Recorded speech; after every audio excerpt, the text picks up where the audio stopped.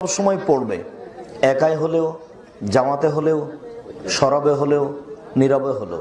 আব্দুর রাজ্জাক বিন ইউসুফ সাহেবকে প্রশ্ন করা হয়েছে যে ইমাম সাহেব যদি সূরা ফাতিহা পড়ে তাহলে মুক্তাদি সূরা ফাতিহা পড়বে কি পড়বে না।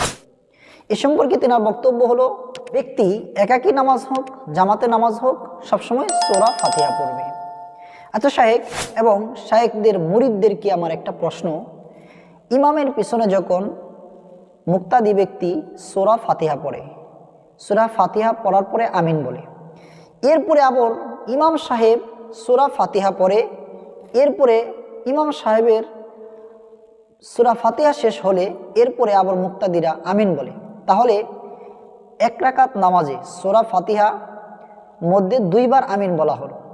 এই দুইবার আমিন বলার একটা মাত্র সহিহ হাদিস, আমি সহিহ হাদিসও নয়, একটা মাত্র জয়ীফ হাদিস আপনাদের কাছে চাচ্ছি।